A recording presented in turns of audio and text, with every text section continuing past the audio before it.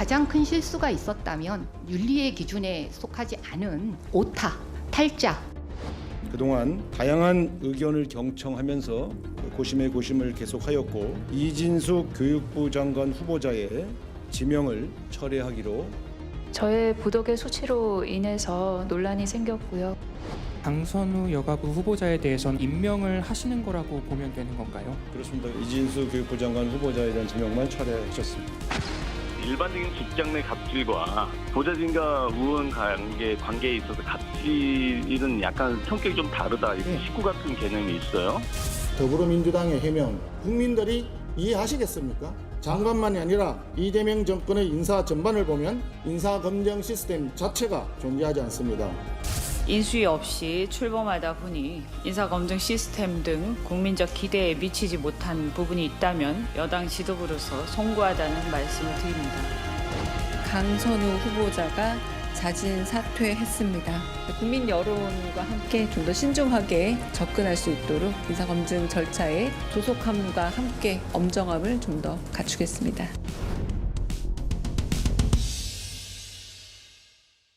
네, 결국 자진 사퇴로 끝났습니다. 이재명 정부가 첫 시험대에 올랐다라는 해석이 나왔었고 또 최초로 인사청문 현역 의원 불패라는 신화가 깨졌다는 점도 생각할 부분이 있는 것 같습니다. 네 분의 총평부터 들어볼까요? 먼저 김근식 교수님. 네, 애초부터 국무위원 후보자로 지명됐을 때부터 논란이 있었고요. 그러나 이재명 대통령은 아마 끝까지 강선우 후보자를 안고 가려는 그 의지가 강했던 것이 지난 주말까지였습니다. 예. 그러나 지난 주말을 지나면서도 이 부분이 사그라들지 않았고 오히려 추가 의혹들이 계속 제기가 됐고 그리고 심지어는 제가 볼 때 민주당 지도부가 나서서 쉴드를 치고 방어하다 보니까 한간에는 또 일부 언론에서는 이게 강선우 후보자 개인의 보좌진에 대한 갑질이 아니라 민주당 내 또 다른 의원들의 추가 갑질 또는 민주당 전체의 어떤 보좌진에 대한 어떤 갑질의 행태들이 더 눈덩이처럼 커질 수 있다. 아마 이런 의혹들이 논란에 아마 소지가 있었던 것으로 보입니다. 그래서 아마 대통령도 결국은 민심의 흐름을 거역하지 못하고 낙마를 결정한 것 같은데요. 저는 그렇게 생각합니다. 뒤늦게라도 다행이라고 생각합니다만 애초에 이진숙 교육부 장관 후보자를 지명 처리할 때 같이 지난 주말에 이 두 분의 논란거리를 같이 지명 처리했다면 깔끔했을 텐데 어떻게든 강선우 후보자를 안고 가려고 했던 그 욕심이 결국은 더 큰 후폭풍을 가져왔다는 생각이 들고요. 그러다 보니까 어떻게 생각하냐면 일반 국민들 입장에서는 뭐 이재명 대통령 듣기 싫어하겠지만 형사 피고인 5개 재판을 받고 있는 형사 피고인이고 또 뭐 전과 사범이고 이런 이야기를 또 하면서 그러니까 국민들의 어떤 법 감정이나 국민들의 어떤 감정선을 건드리는 건 개의치 않나? 뭐 이런 식의 의혹들이 계속 일파만파 커질 수밖에 없었거든요. 저는 그래서 애초에 그러한 이재명 대통령의 타고난 어떤 그 의혹과 그 배경에 문제가 있는 것을 알고 계시다면 앞으로 인사를 하실 때 이런 부분에 대해서 좀 더 엄정하게, 좀 더 눈높이를 높게 해서 좀 기준점을 맞춰주기를 다시 한번 당부를 드리겠습니다. 예, 늦었지만 다행이다 이런 평가시네요. 국민 통합의 기치를 걸고 출범한 이재명 정부이고 초기에 굉장히 호평받고 있는 와중이었는데 그래서 한동안 이 허니문 기간이 지속될 거다라는 평가가 많았었죠. 그런데 참 안타깝게도 이런 일이 없었더라면 훨씬 좋았겠지만 이제라도 좀 정리가 됐고 결과적으로 민심에 부응하는 길을 선택했기 때문에 저는 참 다행이라고 생각합니다. 사실 대선 그 전에 중도 보수를 표방을 했고 그다음에 후보가 돼서도 또 대통령이 돼서도 국민 통합을 가장 중요시했었죠. 그런 점에서 야당과도 만나고 소통하고 그런 국민과의 또 기자회견도 30일, 한 달 돼서 하는 그런 모습을 보이면서 굉장히 이재명 후보 시절에 지지하지 않았던 분들까지도 굉장히 좋은 평가를 내놓고 또 지지했던 분들은 효능감을 느낀다. 이런 얘기들이 참 많았었는데 그것을 보면 지지층이 있고 거기에 플러스 알파여야 되는 거죠. 그런데 이 강선우 여가부 장관 후보자의 케이스를 두고 지지층이 흔들려 버리는 결과를 낳았거든요. 근데 거기에 대해서 상당히 위기감을 느꼈던 것 같고 그다음에 국민주권 정부를 표방했는데 국민의 민심을 받들지 않으면 그게 무슨 소용이 있겠습니까? 그런 점에서 민심이 좀처럼 사그러들지 않고 나를 거듭할수록 또 일파만파 다른 의혹들이 터져 나오는 것 때문에 이래서는 더 이상 안 되겠구나.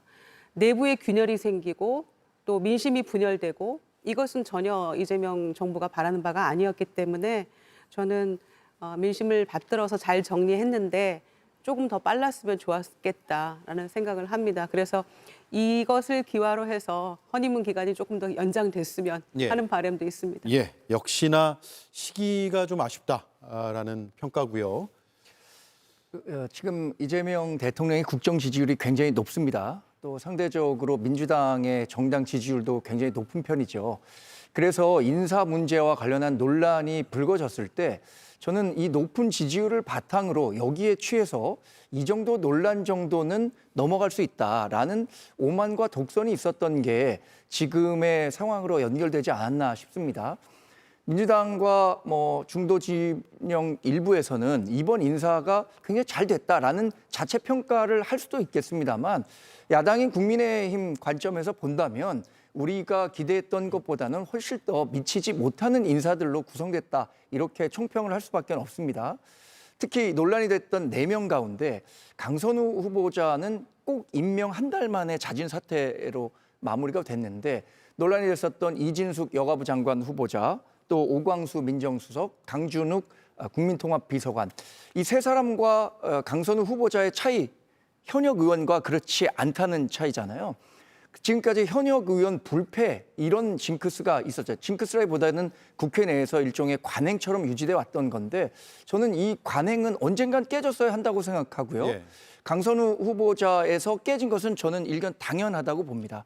강선우 후보자가 일으켰던 논란과 의혹, 갑질과 관련한 해명 과정에서의 거짓말 이런 것들을 전체적으로 고려했을 때 강선우 후보자를 계속 안고 가려고 했었던 것은 앞서 말씀드린 것처럼 본인의 지지율이 높기 때문에 그냥 이 정도 논란은 밀고 가도 된다라는 오만과 독선이 숨어 있었다. 이렇게 평가해 볼 수밖에 없겠습니다. 예, 박성민 최고위원. 네, 저는 일단 민심을 거스르지 않겠다라는 대통령의 결단을 좀 높게 평가를 해야 된다라는 생각이 들고요. 후보자의 결정 역시도 존중합니다.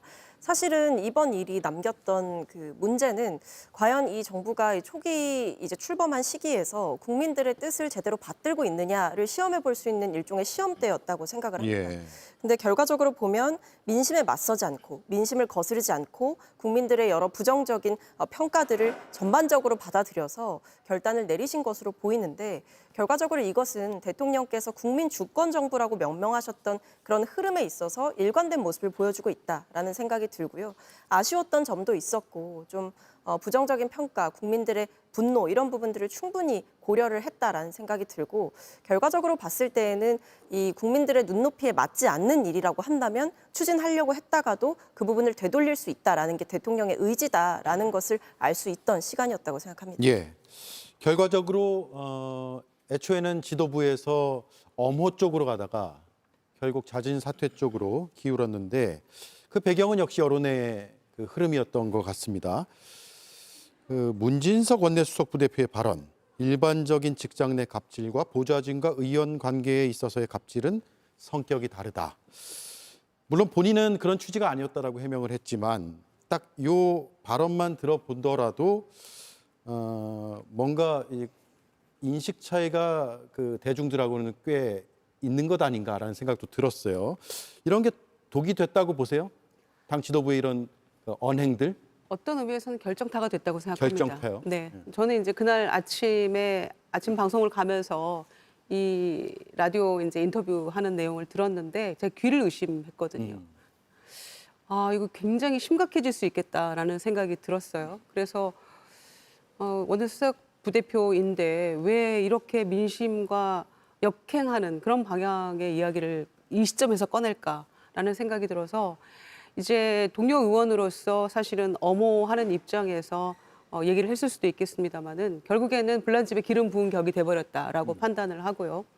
그 문수석의 그 아침 인터뷰를 통한 그런 얘기들과 또 그날 아침에 사퇴한 날 아침에 나왔던 여론조사에서도 그 심각성을 반영했었잖아요. 부적격 의견이 괜찮다라는 의견이 한 2배가 넘었기 때문에 그게 아마 민심을 제대로 반영하는 여론조사였던 것 같고요. 또 추가적으로 어떤 뭔가 더 터질 게 있다라는 그런 불안감, 그리고 마지막에 이제 그 교수하면서 그 출석 수업을 또 굉장히 불성실하게 했던 것, 이런 것들이 일파만파가 됐던 것 같습니다. 아마 거기까지는 다 몰랐을 수도 있을 거라고 생각을 해요. 이제 그런 것들이 좀처럼 사그라들지를 않고 민심도 이대로는 안 되겠다라는 그 얘기들이 점점 커져가니까, 심지어 뭐 제가 들었던 이야기 중에서는 아니 우리가 고작 이런 꼴을 보려고 그 엄동설안에 응원봉 들고 밖에 나갔어? 근데 이런 얘기들을 하는 거예요. 예. 저한테도. 그래서 제가 거기에 참 할 말이 없더라고요. 어떻게 답을 해야 될지 모르겠고. 그리고 또 하나는 이재명 후보를 별로 좋아하진 않았지만 그래도 불가피한 선택을 했다. 우리 식구들은 전부 다 각각 개별로 다 투표, 비밀 투표했었는데 이번 대선에서만큼은 모두가 정말 단합된 마음으로 불가피하게 우리는 이재명 후보를 찍었다. 그런데 너네 이게 뭐냐라고 얘기를 하는데 예. 제가 뭐 당직을 맡고 있는 사람도 아닙니다만 참 대답이 궁색하더라고요.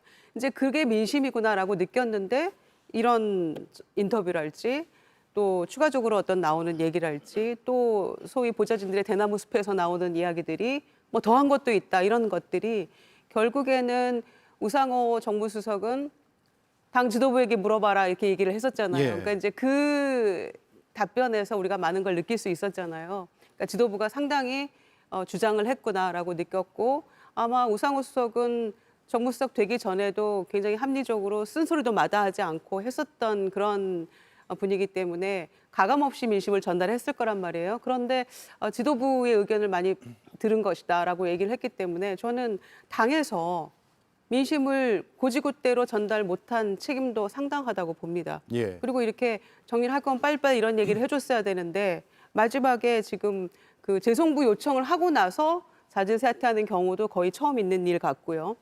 현역 뭐 불패 신화라는 게 무슨 금과 옥조처럼 여길 일도 아니지만 사실은 그것도 조금 정권에게는 마이너스가 되는 거죠. 그러나 지도부가 향후에는 또 다음 인사나 어떤 경우에라도 민심을 조금 제대로 전달하는 그런 역할을 지도부가 해줘야 된다. 그 점에 있어서는 교훈을 얻었다고 생각합니다. 예.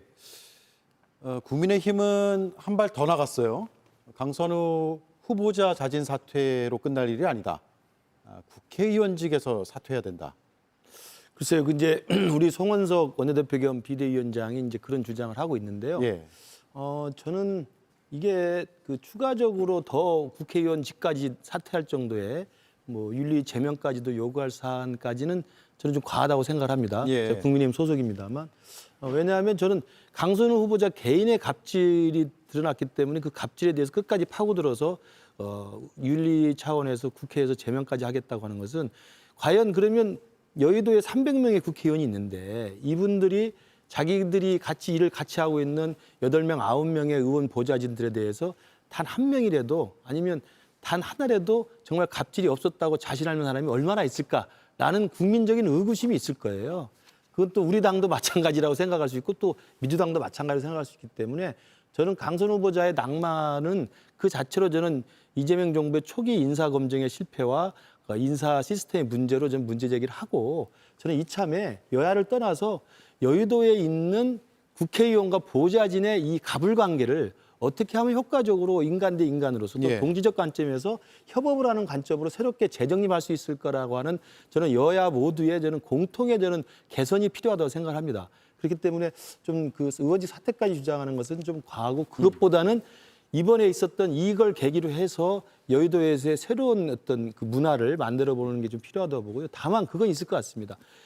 그 의원직 사퇴는 과하다고 저도 생각하지만 강선 후보자의 저 간단한 그 SNS 올리고 사퇴했을 때 대부분의 사람들은 보좌진에 대한 직접적 사과는 부족하다는 걸 분명히 느낍니다.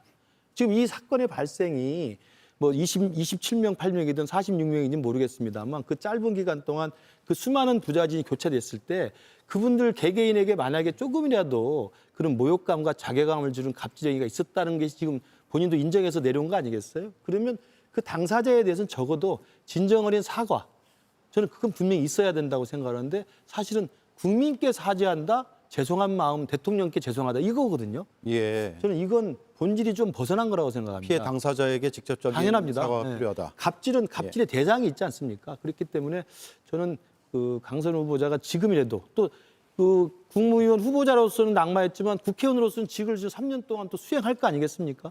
그 국회의원 3년 동안 남은 의정 활동을 하기 위해서는 이제는 그 갑질했던 당사자에 대한 진정한 사과와 함께 다시는 갑질하지 않겠다고 하는 좀 진정성 어린 그 반성의 모습이 좀 있었으면 좋겠다는 생각을 합니다. 예. 다른 의견은요?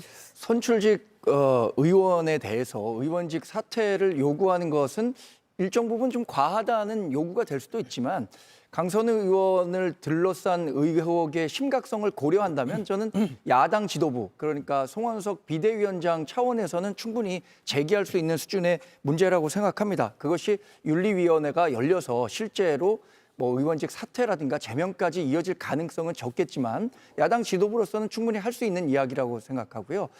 또 하나는 이번 사태를 키우는 데 있어서 민주당 의원들이 현역 의원인 본인들의 동료 의원들에 대해서 너무 좀 비뚤어진 동료의식을 표명했던 건 아닌가라는 비판 전 충분히 가능하다고 보기 때문에 이번 사태가 이렇게 커지는 과정에서 일조를 했었던 민주당은 국민들 앞에 좀 사과할 필요도 있다고 생각하고요.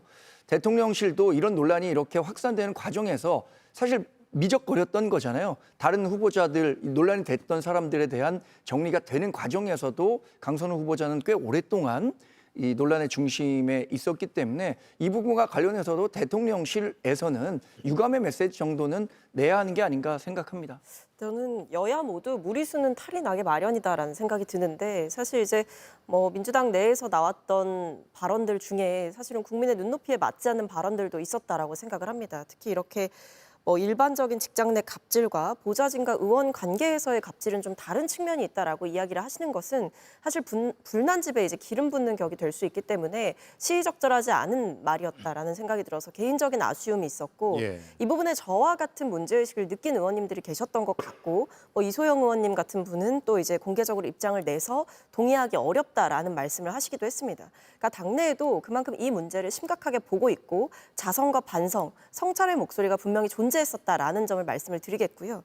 다만 이제 국민의힘에서 이것을 빌미로 해서 어떤 장관 후보자가 지금 본인이 자진 사퇴를 하고 대통령실에서도 인사검증 시스템을 보다 엄정하게 보완하고 강화하겠다라고 이야기를 하고 있는 마당에 어떤 강선우 의원에 대한 의원직 사퇴까지 요구를 하는 것은 일종의 건수를 잡았다 혹은 빌미를 잡았다 이런 걸로밖에 보이지가 않는 거고요. 그리고 개인적으로는 이런 말씀을 뭐 강선우 의원의 의원직 사퇴 주장을 송원석 비대위원장께서 하실 말씀은 아니라고 생각을 합니다. 예. 왜냐하면 이분 같은 경우에는 과거에 뭐 개표 방송 날에 본인의 자리를 마련해주지 않았다라는 이유로 당직자를 폭행했고 그것 때문에 사실은 탈당을 하셨다가 복당을 한 거거든요.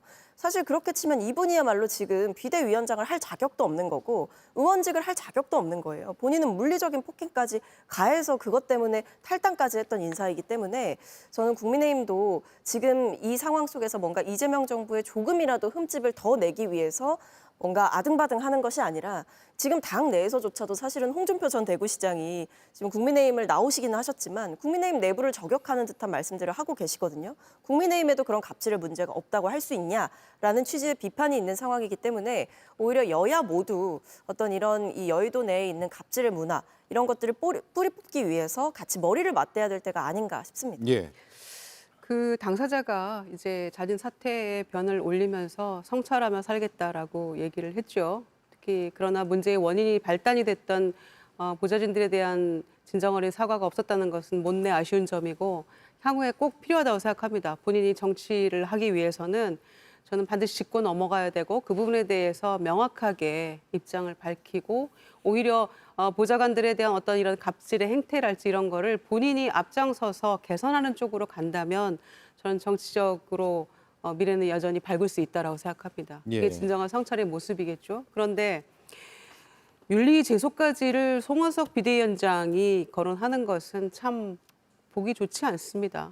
우리 박상민 최고 얘기하신 대로 본인을 돌아봐야 할 때이지 지금 이렇게 되면은 부관 참시하는 꼴이거든요. 이건 말이 안 되는 거라고 생각하고요. 그래서 여야 모두 할 것 없이 속으로 굉장히 지금 당혹해하고 있고 찔리는 의원들 상당히 있을 거라고 생각합니다. 그래서 그분들이 앞장서서 이 국회의 어떤 정치 문화 또 보좌진들에 대한 어떤 처우 이런 것들을 개선하는데 좀 계기로 삼아야 하는 것이지 잘 만났어 이러면서 윤리 제소 징계 이렇게까지 운운하는 것은 과유불급이다 이런 예. 생각입니다. 예, 송원석 원내대표가 과거 당직자와의 불미스러운 일이 있었죠. 말씀하신 그 내용으로 탈당을 했다가 다시 들어온 상황인데 반론이 있으세요? 그러니까 비판을 하거나 아니면 의원직 사퇴 요구를 하려면 본인도 당당해야 된다. 그럴 자격이 있느냐에 대해서 반론 없으세요?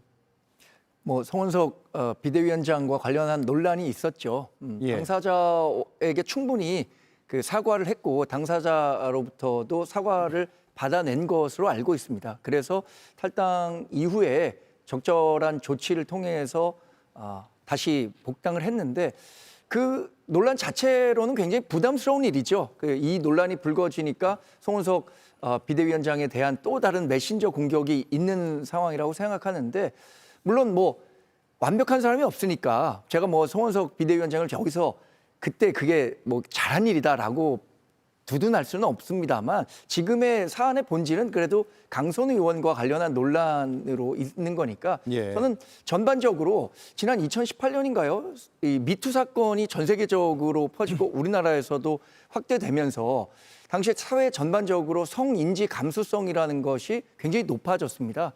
전 이번 강선우 의원과 관련한 논란을 바탕으로 우리 사회가 갖고 있는 이 갑질 문화에 대한 감수성도 높아져서 더 이상 을들이 이렇게 갑질로 눈물을 흘리는 일은 없어야겠다라는 생각을 덧붙여봅니다. 아니, 그러니까 윤리 제소까지 하는 그 자체가 좀 너무 과도하다라는 말씀이고요. 그런데 거기에 더해서 화자가 때마침 송원석 비대위원장인 것이 매우 유감스럽다. 하필이면 이때 뭐 이런 말씀인 거죠. 그러니까 예. 윤리 제소 자체가 누가 얘기를 했든지 간에 거기까지 또 몰아가는 것은 너무 과도한 거 아니냐. 당사자에게 너무 가혹한 일이다라는 생각인 거죠.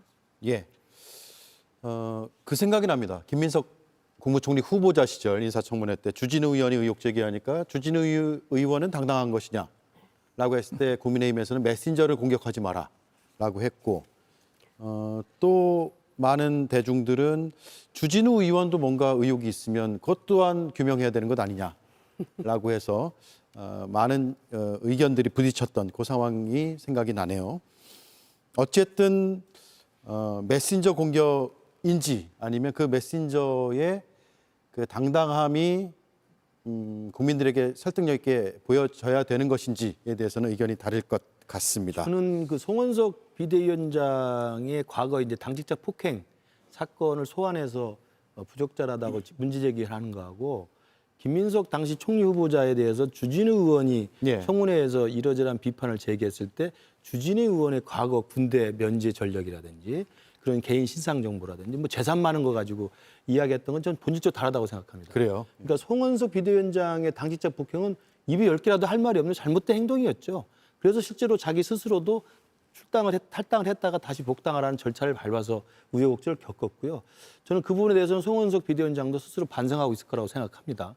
그러나 주진우 의원이 인사청문위원으로서 김민석 후보자에 대한 검증을 하는데 김민석 후보자에 대한 여러 가지 해명을 요구하고 그것들에 대해서 사실관계를 또 증명 자료를 찾아서 이것저것 빈틈을 가지고 그 공세를 벌였을 때 민주당 의원 일부에서 느닷없이 난데없이 뜬금없이 주진우 의원의 병역 면제에 개인적인 질병 사항까지 이야기했던 건 저는 굉장히 무도한 일이라고 생각합니다. 예. 특히나 이제 그것도 안 되니까 결국 주진우 의원의 그 부모님 재산 그리고 그 자녀들에게 재산이 증여된 거 이런 거 가지고 돈 많은 집 아들이라는 또 이미지를 계속 공격을 했지 않습니까? 저는 그것은 본질을 벗어난 저런 메신저 공격이 분명한 예. 전형적인 사례지만 이번에 이야기했던 송원석 그 비대위원장에 대해서는 뭐 송원석 비대위원장의 과거 행적이 그랬기 때문에 좀 차원이 좀 다른 거라고 생각합니다. 예, 알겠습니다. 이건 뭐 제가 토론 주제로 던진 건 아닌데 예, 그때 생각이 나서 말씀을 드렸고요. 오늘 본류로 돌아가면 자 그래서 네 번째 고위직 낙마가 됐고 인사 검증 시스템이 어떻길래라는 질문들을 많이 하는 것 같아요. 물론 인수위가 없이 출범한 정부이기 때문에 준비 기간이 없었고 지금부터 하나씩 채워나가는 그런 상황이란 그 특수성 감안하더라도 네 번째 낙마는 문제가 있지 않느냐. 야당 의견부터 들어볼게요. 저는 이 부분에서 조금 지적할 부분이 있다고 생각합니다. 특히나 강선우 후보자의 낙마 과정도 일부 언론에 그 기사가 됐습니다만 용산 대통령실의 김현지 총무비서관 이름이 많이 오르내리잖아요. 예. 그래서 제가 본 기사가 기억나기로는 당일날 자진 사퇴를 결론 내기 전에 김현지 총무비서관이 전화를 먼저 해서 강선우 후보자에게 사퇴의 뜻을 권유를 했고 그것이 받아들여져서 강선우 후보자가 사퇴를 한 것으로 되어 있습니다. 저는 굉장히 부적절한 프로세스라고 생각합니다. 만약에 이재명 대통령이 뒤늦게라도 민심의 역풍을 우려해서 그리고 지지율의 하락을 우려해서 정말 이 강선우 후보자를 자진 사퇴시켜야 됐다고 한다면 본인이 전화한 게 저는 맞다고 생각합니다. 본인이 대통령으로서 인사권을 발휘해서 지명한 사람이고 또 본인이 끝까지 안고 가려고 무리수를 뒀던 사람인데 예. 그걸 전달하는 과정, 사퇴하는 과정을 왜 김현지 총무비서관을 통해서 했을까? 저는 여기에 상당히 그 비정상적인 프로세스가 진행됐다는 문제 제기를 하고 싶고요. 또 하나는 그 김현지 비서관이 여기서 불쑥 튀어나온 데는 다 이유가 있는 겁니다. 그 전에도 지금 물론 뭐 인수위가 없기 때문에 인수 기간이 없어서 인사 추천 절차나 의사결정 과정이 좀 신속하게 빨리 진행되는 면이 없잖아 있겠지만 김현지 비서관이 이른바 성남 변호사 시절 때부터 같이 했던 수십 년 측근 중에 측근 아니겠어요?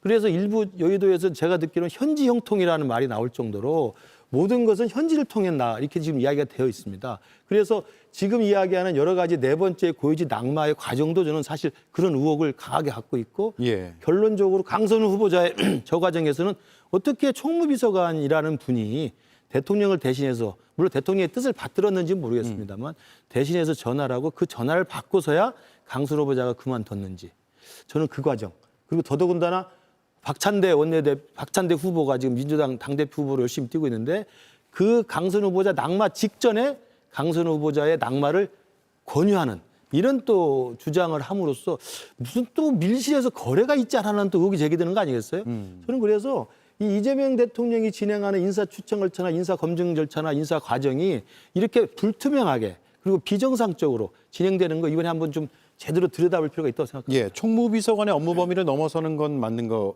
같죠. 다만 당사자는 아니라고 지금 반박을 한 걸로 저희가 알고 있고 다만 언론 보도는 또 그대로 남아 있고 이런 상황입니다. 네, 그렇습니다. 언론 보도 그걸 저도 봤는데 대통령실에서는 공식적으로 아니라고 부인을 예. 했기 때문에 저는 뭐 그건 받아들입니다. 그런데 지금 이를테면 4명의 이제 고위직 인사라는 것이 국민통합 비서관하고 처음에 이제 민정수석, 그다음에 교육부 장관, 그다음에 여가부 장관 후보자 4명을 얘기하는 것 같은데요. 이제 50일 정도 됐으면 저는 이제 인수위 없이 출범한 정권이란 얘기도 그만할 때 됐다고 생각합니다. 예. 왜냐하면은 이재명 대통령은 그동안 지난번에도 한번 대통령 출마를 후보로 했었고 하니까 아마 집권 플랜 본부라는 것도 있었잖아요, 민주당에. 그러니까 어느 정도 굉장히 준비된 후보였고 대통령이라고 국민들이 인식하고 계시기 때문에 이제 초기에 뭐 한 달 전이랄지 뭐 한 2, 3주 정도에는 인수위 없이 출범해서 우리가 여러 가지 어려운 점이 많습니다라는 것이 양해가 될 수 있을 수도 있겠어요. 그런데 지금 몇 차례 인사 실패가 드러나 버린 거잖아요. 그러니까 이렇게 봤을 때는 그 얘기도 더 이상 저는 안 했으면 좋겠습니다. 저 개인적인 생각인데. 예. 그리고 대통령실에서도 특히 이제 국민통합 비서관에서 저희가 지금 굉장히 놀랐지 않습니까? 보수인사 추천도 있었고 했는데 대통령께서 얘기하신 대로 국민통합 또 국민주권 정부라는 차원에서 보수 인사도 기용하고 또 그 수석실 내부에는 정의당 출신의 또 전직 의원도 또 비서관으로 지금 근무를 하고 있잖아요. 이제 그런 점에서 보수 진보 인사의 어떤 균형 이런 것들을 머릿속에 구상을 하신 것 같은데 이제 오발탄이 된 셈이죠. 예. 그런 점에서 대통령실에서 이제 오늘 대통령 비서실장을 중심으로 인사위원회 운영이 되고 있는데 좀 더 강화하겠다. 사실 그 점에 있어서는 조금 제대로 못 걸는 측면이 있긴 합니다. 저서 안의 내용이랄지 이런 것들을 강화하겠다고 하니까 조금 지켜봐 주셨으면 좋겠고요. SNS나 또 뭐 유튜브 활동을 통해서 굉장히 부적절한 내용들. 그런데 이제 그 부적절함이라고 하는 거에서 개인적인 사과도 있었습니다마는 국민이 수용할 수 있는 어떤 범주, 어떤 선을 넘어서는 그런 발언이나 내용은 안 되겠죠. 그런 점은 좀 꼼꼼히 걸을 필요가 있겠다. 예. 국민 통합도 좋지만 그러다가 정권의 정체성을 잃어버리는 방향으로 가서는 안 된다. 처음에 표방했던 것이 내란 극복, 국민 통합이었거든요. 그런 점에서는 애초에 이재명 정부가 내걸었던 그 기치를 아예 그 정체성이 흔들리는 방향까지 가서는 안 되겠다라는 생각이고요. 지금의 초기에 이 몇 번의 디스라린 경험을 바탕으로 해서 향후에는 반면교사 삼는 그런 인사가 진행이 되기를 저는 기대하겠습니다. 예.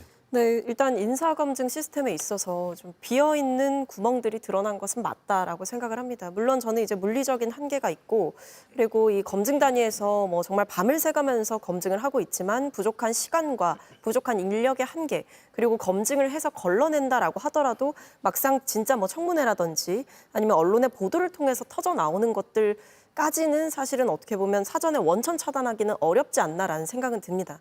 다만 문제는 이번에 여러 가지 뭐 낙마한다든지 자진 사퇴한다든지 이런 모습이 보여줬던 뭐 후보자들, 공직자들 중에서는 사전에 충분히 걸러낼 수 있었던 부분들이 있었던 게 문제죠. 뭐 SNS 글이나 불과 몇 달 전에 쓰였던 책이라든지 뭐 대표적인 게 저는 이 국민통합비서관이었다고 생각을 합니다. 사실 뭐 포용과 어떤 뭐 여러 가지 통합의 인선 중요하다고 생각하지만 원칙 있는 포용이 중요한 것이고 명분 있는 통합이 중요하다고 생각을 합니다.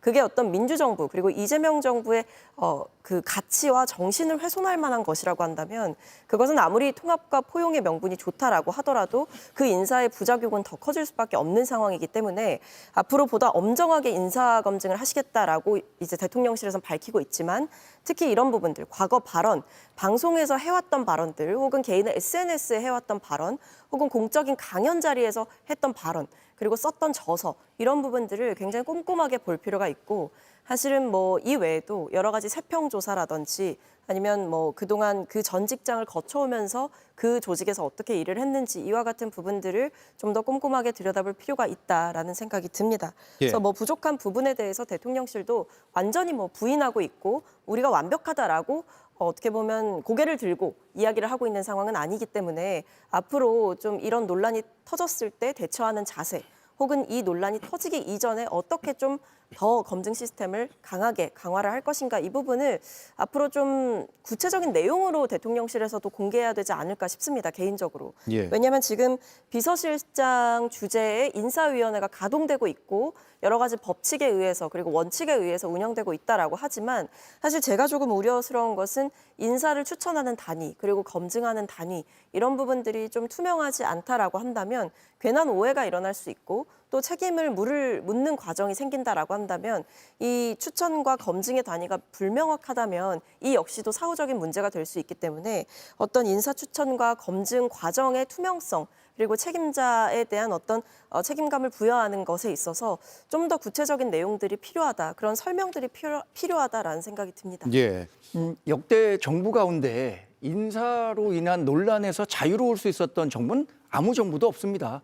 과거에도 봤을 때 인수위 없이 출범했었던 문재인 정권 시절에 2017년 6월에 인사추천위원회라는 게 가동이 되기 시작하는데요. 당시에도 여러 인사 논란이 가중되면서 인사검증 시스템에 문제가 있다라는 점을 자각하고 이 인사추천위가 가동되기 시작합니다. 당시에 청와대 비서실장과 정책실장, 인사수석 이런 분들 중심으로 해서 구성이 된 이후에는 일정 정도 인사 논란이 조금 사그라드는 측면이 있었어요. 예. 근데 박성민 의원님 지금 말씀하셨지만 처음에 이 논란을 대하는 대통령실의 태도는 굉장히 달랐습니다. 본인들이 갖고 운영하는 인사 시스템에는 문제가 없다. 다만 예상 밖에 본인들이 시스템 밖에서 발생한 문제가 발생했을 뿐이라고 했는데 저는 이런 논란을 대하는 대통령실의 태도는 잘못됐다고 봅니다. 본인들이 하는 인사도 잘못됐을 수 있다라는 생각에서 시작해야지 본인들이 하는 인사는 다 옳은 방향인데 왜 국민들과 야당에선 반대할까? 이런 식으로 가서는 전혀 진전된 인사 시스템을 만들어낼 수 없다고 생각하고요. 지금 가장 큰 문제는 인사를 추천하고 발탁하는 과정에서의 투명성이 얼마나 있느냐입니다. 그것이 지금 이른바 성남 경기 라인으로 대표되는 아까 말씀 나왔었던 김현지 총무비서관이나 김남준 부속실장 또는 김용채 인사비서관인가요? 이런 분들이 중심이 돼서 본인들이 생각하는 자기네 편 이런 사람들에 대해서는 검증의 잣대가 조금 무디게 작동하고 있는 것 아니냐라는 세간의 의혹이 나오고 있습니다. 이런 의혹들이 커지면 결국에는 정권이 국정을 운영하는데 굉장히 큰 부담이 될 수 있는 거고요. 인사가 만사라고 하는데 인사가 망사로 흘러갈 수 있는 거죠. 예, 알겠습니다.